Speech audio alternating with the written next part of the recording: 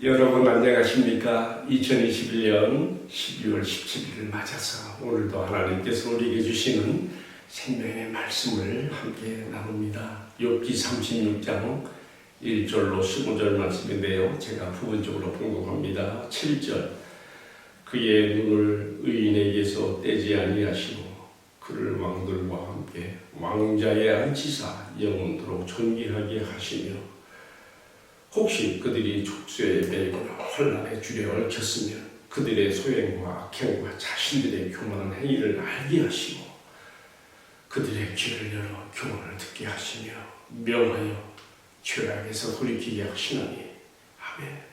이어지는 말씀은 악인들에 대해서 이제 또 하시는 말씀입니다. 13절입니다.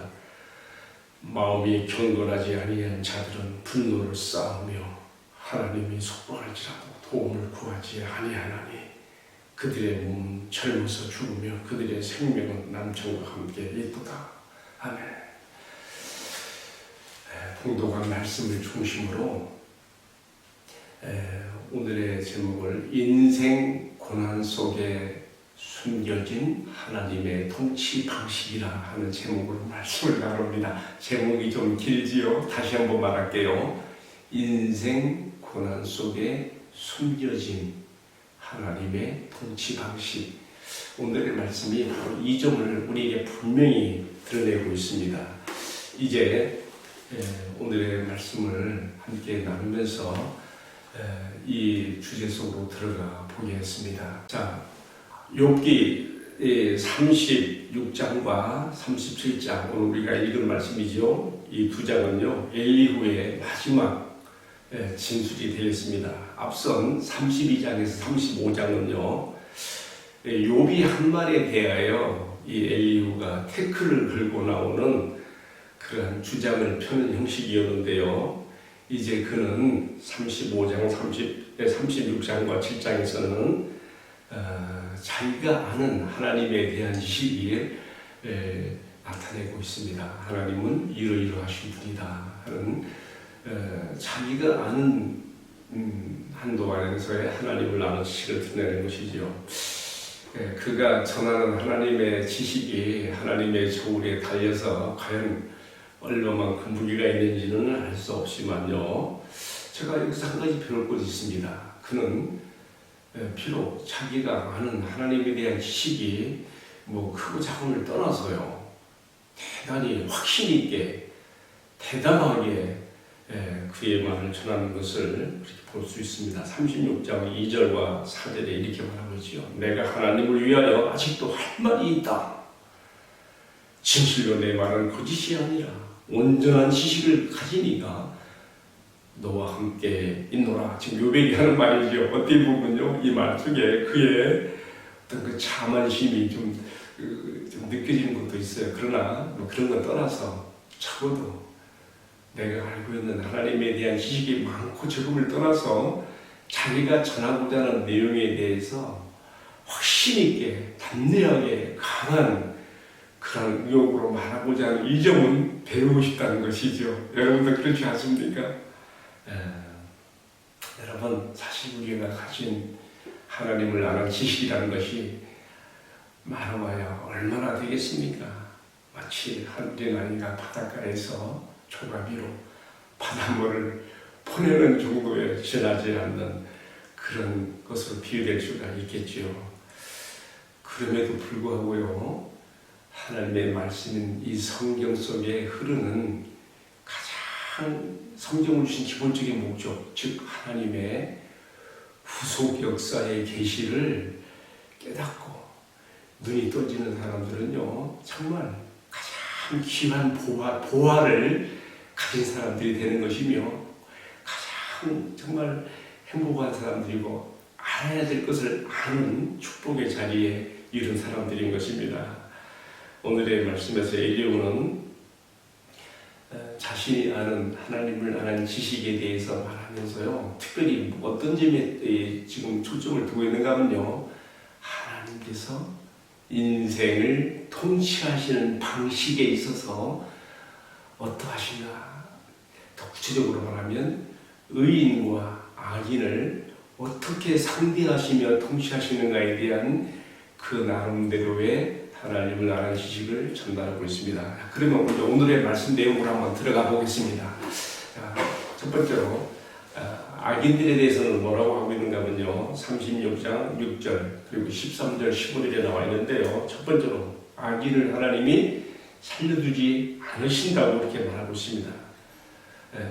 왜 이렇게 되는가 하면요, 두 번째로 이는 그들이 분노를 쌓으며 그 마음이 경건치 아니한 자는요, 어려움을 당할 때, 고통을 당할 때 이것이 더욱 그 사람 마음에 화를 촉발하여 분노를 야기시켜요. 이것 때문에 마음이 겸비해지고 가난해져서 고통 속에서 하나님을 찾게 되는 것이 아니라 오히려 분냄과 분함을 불러일으키는 것이죠.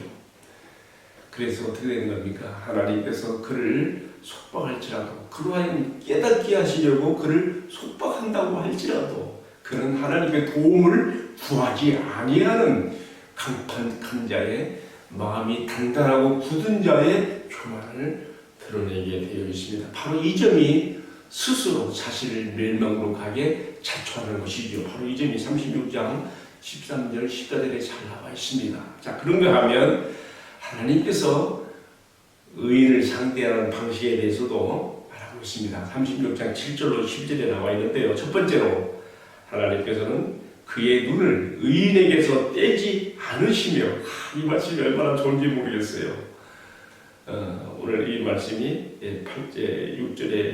7절에 나와 있는 그의 눈을 의인에게서 떼지 않으시며, 저는 이 말씀이 너무 마음에 닿아집니다. 졸지도 주무시도 아니하시고 하나님께서는 그의 눈이 의인들에게 향하십니다.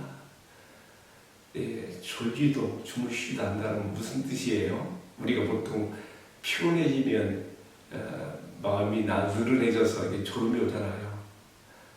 하나님께서는 한순간도 방심하지 않으시고 자기가 사랑하시는 의인들에게 그 눈길을 주고 있다는 말씀이죠. 그런가 하면요, 그들로 하여금 왕들과 같은 존귀한 자들의 자리에서 함께 앉게 해주신다, 이렇게 36장 7절에 말하고 있습니다.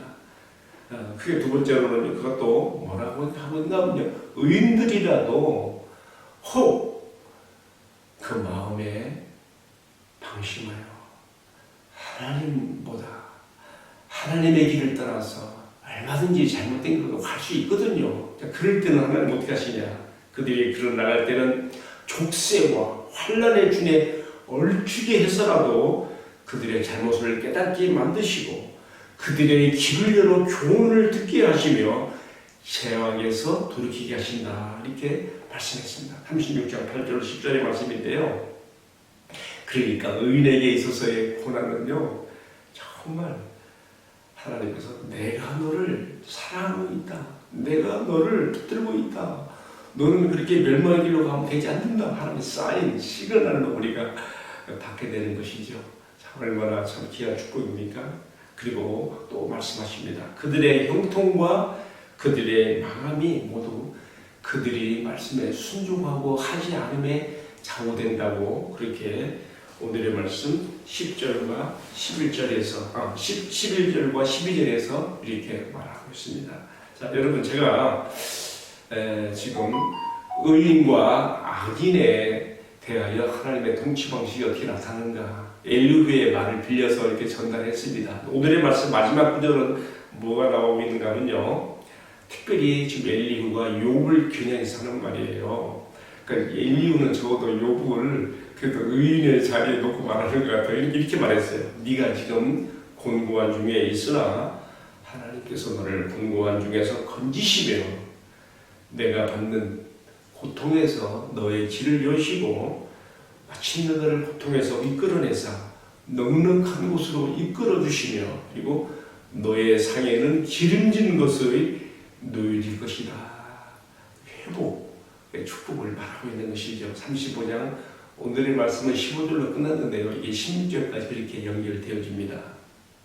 자, 여러분, 제가 오늘 말씀이 전달하는 내용을 충분히 다 전달했습니다. 자, 이 내용들을요, 함축해서 한마디로 말하자면 뭡니까?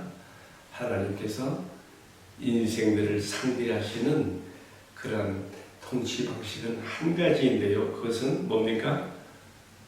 인생의 교훈을 위해서 사용하시는 고통은 의인이나 악인 모두에게 동일하게 찾아오지만은 의인은 그 고통 속에서 그의 눈이 열리고 지가 열려져서 하나님 앞에 다시를 돌이키고 바른 길로 가게 되지만은 악인은 어떻다는 말이에요?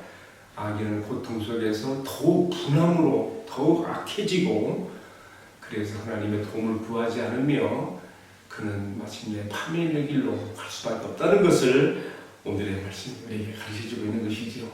좀 길게 말했는데 오늘 제목이 딱 한쪽적으로 말해요. 인생 고난 속에 숨겨진 하나님의 통치 방식.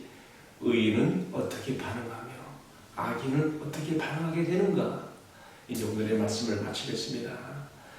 나 같은 죄인을 그리스도 예수 안에서 하나님의 자녀 되게 하시고 의인 되게 하셔서 하나님의 자녀답게 하시기 위해서 나의 못난 부분들을 깎으시고 다듬으시며 하나님이 원하시는 사람으로 만드실 때에 내가 때로는 참 이 고통으로 어려움을 당할 수도 있지만 그러나 마침내 복의 길로 이끄시는 주님께 감사와 찬양과 영광을 올려드리게 되는 것입니다. 성도에게 있어서 고난은 편장된 축복이며 그들도 하나님 앞에 아름다운 사람으로 하나님이 원하시는 사람으로 세우는 축복의 통로라는 것을 꼭 기억해야 되겠습니다.